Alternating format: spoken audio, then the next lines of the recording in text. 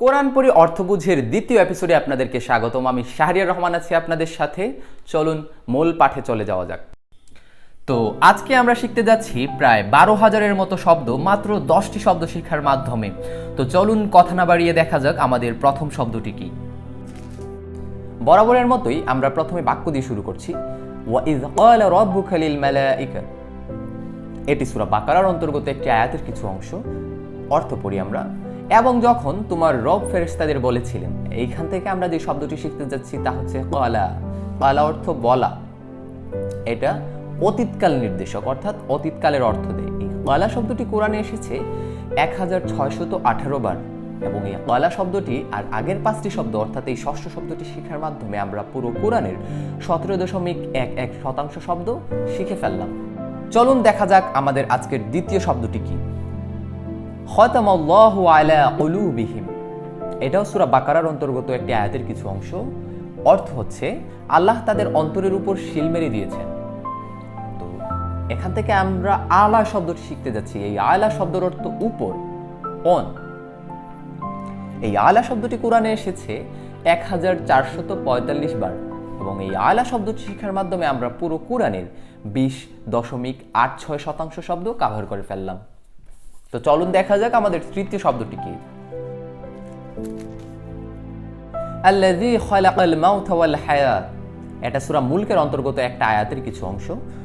এই অর্থ হচ্ছে যিনি মৃত্যু ও জীবন সৃষ্টি করলেন। আর এখান থেকে আমরা শিখতে যাচ্ছি আল্লাযী শব্দটি। এই আল্লাযী অর্থ যে, যারা, যিনি, তিনি। এক এক সময় এক এক ধরনের অর্থ দেয়। আপনারা যদি শব্দটির অর্থ শিখে ফেলেন তাহলে যে কোনো সময় যে কোনো অর্থ ধরতে পারবেন। আল্লাযী শব্দটি কোরআনে এসেছে 1465 বার, এবং এই আল্লাযী শব্দটি শেখার মাধ্যমে আমরা পুরো কোরআনের 19% শব্দ শিখে ফেললাম। আমাদের চতুর্থ শব্দ শেখার আগে চলুন দেখি আমাদের বাক্যটি কি। লাকাদ খালাকনাল ইনসান।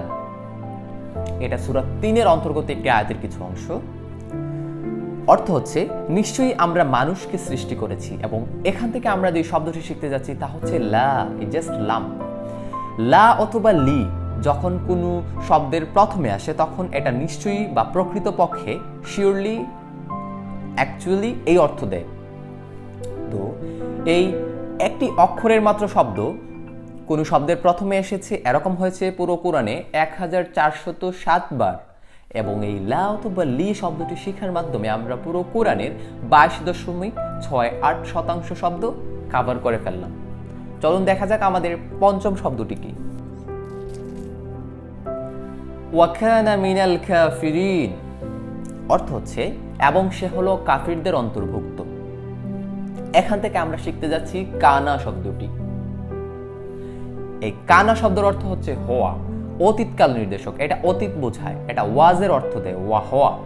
এই কানা শব্দটি কোরআনে এসেছে 1358 বার, এবং এই কানা শব্দটি শেখার মাধ্যমে আমরা পুরো কোরআনের 24.44% শব্দ শিখে ফেললাম। তো চলুন আমাদের ষষ্ঠ শব্দ শেখার আগে বাক্যটি দেখা যাক। ওয়ামা ইয়াশউরুন। অর্থ হচ্ছে এবং তারা অনুভব করে না। এখান থেকে আমরা যে ওয়ার্ডটি শিখতে যাচ্ছি তা হচ্ছে মা। মা শব্দের অর্থ না, নয়, যা, যার, কি, কি। আমরা প্রথম পর্বে দেখেছিলাম লা শব্দের অর্থ না বা নয়, নট, নান, এগুলা বোঝায়। তো এখন আমরা দেখলাম মা শব্দ, এবং মা শব্দ অ্যাডিশনালি আরো কিছু জিনিস বোঝায়, যা হচ্ছে যার বা যা। তো এই মা শব্দটি কোরআনে এসেছে 1174 বার, এবং এই মা শব্দটি শেখার মাধ্যমে আমরা পুরো কোরআনের 25.95% শব্দ শিখে ফেললাম। ওয়া রাব্বাকা ফাকাব্বির। এটা সূরা মুদ্দাসসিরের একটি আয়াত আমরা জানি। অর্থ হচ্ছে এবং তোমার রবের শ্রেষ্ঠত্ব ঘোষণা করো। এখান থেকে আমরা যে শব্দটা শিখবো তা আমাদের কাছে অতি পরিচিত একটা শব্দ, রব। রব রব অর্থ হচ্ছে প্রতিপালক, রব বা প্রভু। তো এই রব শব্দটি কোরআনে এসেছে 975 বার, এবং এই রব শব্দটি শেখার মাধ্যমে আমরা পুরো কোরআনের 27.21% শব্দ কভার করে ফেললাম। কিছুটা হয়তো অবাক হতে পারেন যে এখানে সবসময় একটা বাক্য দিয়ে উদাহরণ দিয়ে আসছি, এখানে 2টা বাক্য কেন দিলাম? অবশ্যই কারণ আছে। কেননা আমরা যে শব্দটা শিখতে যাচ্ছি মান, এই মান শব্দটা 2 বা 3টার মতো অর্থ দেয়। যে, যার বা কে। তো আমরা এখানে দুটো দেখার চেষ্টা করব। ফাআম্মা মান তাগা অর্থ হচ্ছে অতঃপর যে সীমা লঙ্ঘন করে। এখানে মান শব্দটি যে। তার পরের বাক্যটি আমরা দেখি, ওয়ামান আহসানু মিনাল্লাহি সিবগাতান অর্থ হচ্ছে আর কে আছে যার রং আল্লাহর চেয়ে বেশি। এখানে মান শব্দটির অর্থ হচ্ছে যার। তো আমরা দেখলাম মান শব্দটি যে, যার বা কে অর্থ দেয়। এই মান শব্দটি কোরআনে এসেছে 824 বার এবং এই শব্দটি শেখার মাধ্যমে আমরা পুরো কোরআনের 28.28% শব্দ শিখে ফেললাম। ইকরা বিসমি রাব্বিকাল্লাযী খলাক এই বাক্যের সাথে পরিচিত নয় এমন মুসলমান খুঁজে পাওয়া দুরূহ হবে। কেননা কোরআনের প্রথম যে আয়াতটি নাজিল হয়েছিল এটা সেই আয়াত।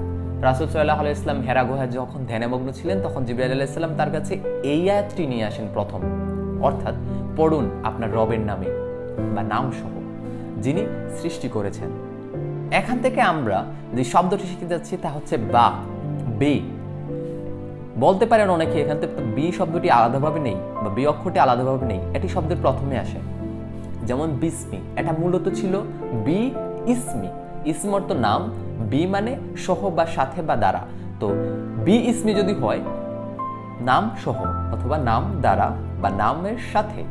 তো ইকরা বিসমি নামের সাথে বা অর্থদের সাথে সহ দ্বারা অর্থাৎ বাই।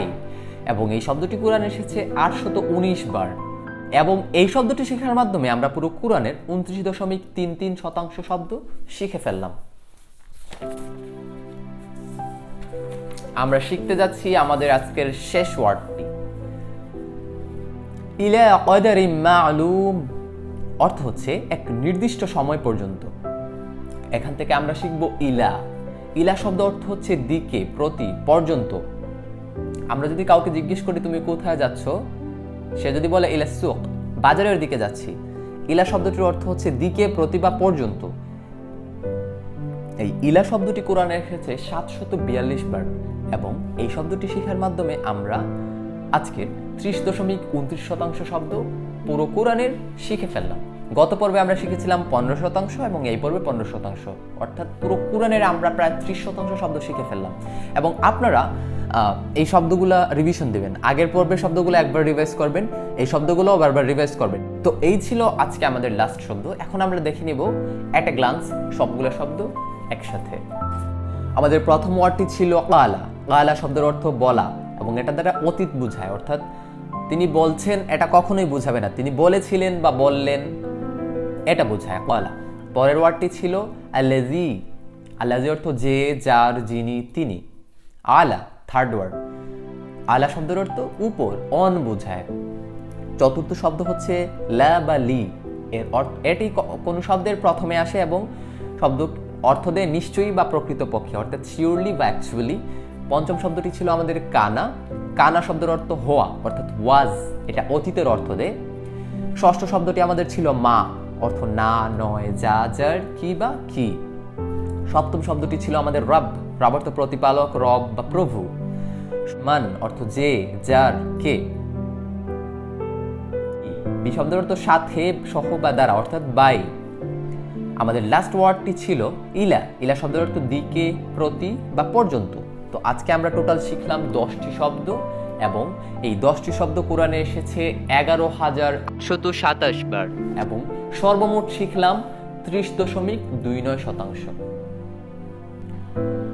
তো গত পর্বে আমি আপনাদেরকে বলেছিলাম যে এই সিরিজটি দেখার সাথে সাথে আপনাদের মনে একটি প্রশ্ন চলে আসতে পারে যে শুধু শব্দ শিখেই কি কোরআন শেখা সম্ভব? অবশ্যই না, তবে শব্দ শিখেই শিখতে হবে। কেননা আমরা আমাদের ভাষা বা যে কোনো ভাষা শেখার প্রথম এবং প্রধান পূর্ব শর্ত হচ্ছে শব্দ শিখা। শব্দ যদি আমরা আয়ত্ত করে ফেলতে পারি, কিছু বেসিক গ্রামাটিক্যালস দেখলেই আমরা পুরো কোরআনের অর্থ ধরে ফেলতে পারবো। তো গ্রামার যেহেতু লাগবে এবং বাংলা বা ইংলিশ গ্রামার বা অন্যান্য গ্রামারের থেকে অ্যারাবিক গ্রামারটা একটু ডিফারেন্ট। যেমন আমরা সচরাচর দেখতে পাবো যে কোনো ভাষাতেই বা গ্রামারেই 3টা কালের অবস্থান রয়েছে, অর্থাৎ অতীত, বর্তমান ও ভবিষ্যৎ। কিন্তু মজার একটা ব্যাপার হচ্ছে আরবি গ্রামারে 3টি কালের অবস্থান পাওয়া যায় না, শুধু অতীত এবং ভবিষ্যৎকাল। বর্তমান কালের কোনো অস্তিত্বই নেই। তো আমি চেষ্টা করব যে গ্রামারগুলো না জানলেই নয়, অর্থাৎ বেসিক গ্রামার জানা লাগবে কোরআন বোঝার ক্ষেত্রে, সেই বেসিক গ্রামারটুকু নিয়ে একটি আলাদা এপিসোড করার। সে পর্যন্ত সাথেই থাকুন, ভালো থাকুন, আল্লাহ হাফিজ।